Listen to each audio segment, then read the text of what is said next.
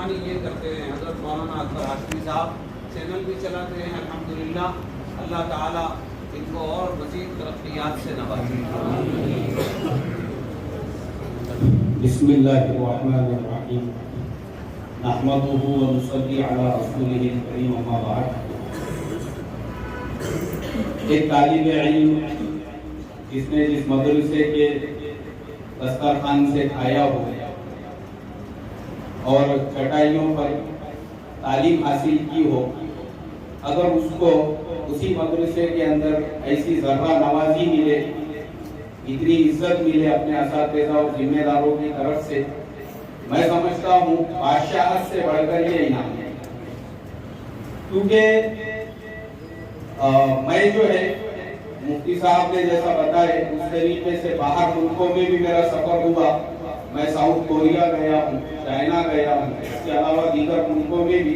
پیس کانفرنسوں کے اندر انویٹیشن اور دعوتیں ملی ہے۔ لیکن میں آپ کو حقیقت بتاتا ہوں، وہاں جانے پر بھی اور انٹرنیشنل اسٹیج پر لیکچر دینے پر بھی مجھے وہ خوشی اور فرحت اپنے قلب میں نہیں محسوس ہوئی جو آج آپ تمام لوگوں کے سامنے کھڑے ہو کر دو لفظ بولتے وقت میں ہو رہی ہے۔ اس کی وجہ یہ ہے کیونکہ انسان نے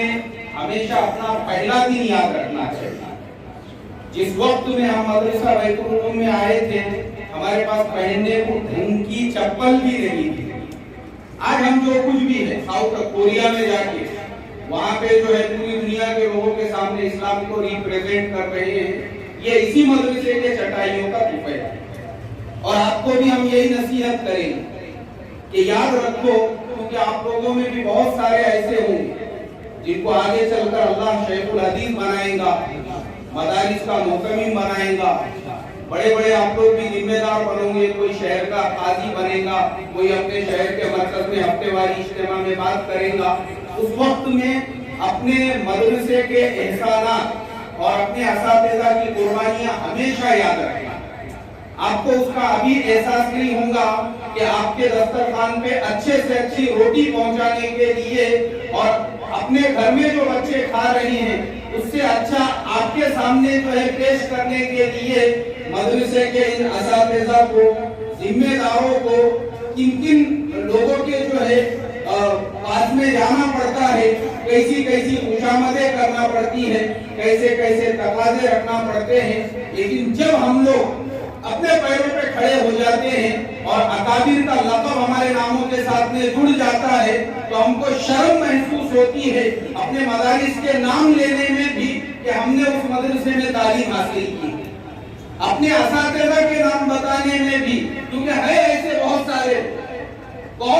لوگ ایسے ہیں جنہوں نے مدرسے کے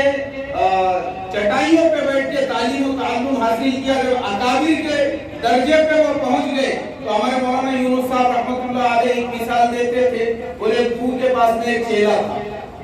تھوڑے دنوں کے بعد میں اس نے بولا حضرت جمرہ نہیں بولے اب اپنے کیوں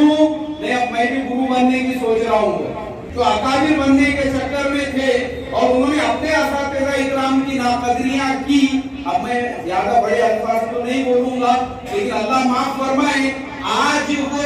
کہاں پر گم ہو چکے ہیں اور آج جو ہے اللہ تبارک و تعالیٰ نے ان لوگوں کو ایسے اندھیروں میں پہنچایا ہے کہ امت کو جو استفادہ اساتذہ کی دعاؤں سے پہنچا رہے تھے، آج ان کے استفادے سے امت محروم ہو چکی ہے۔ اب خود ان کو استفادے کی ضرورت ہے، اللہ حفاظت فرمائے۔ تو اس کے لیے بس میں آپ کو آخر میں یہی نصیحت یاد رکھوں گا، ہم نے چاہے یہ ارادہ اور عزم کرے، ہم اپنے زندگی میں چاہے کتنے بھی بڑے سے بڑے مقام اور مرتبے پہ پہنچ جائے، ہمارے اساتذہ کی عظمت، ہمارے مدرسے کے چٹائیوں کی محبت اور ہمارے مدرسے اور ہمارے اساتذہ کی جو دل کے اندر خلوص ہے وہ قبر میں جانے تک ہمارے دلوں میں باقی رہنا چاہیے۔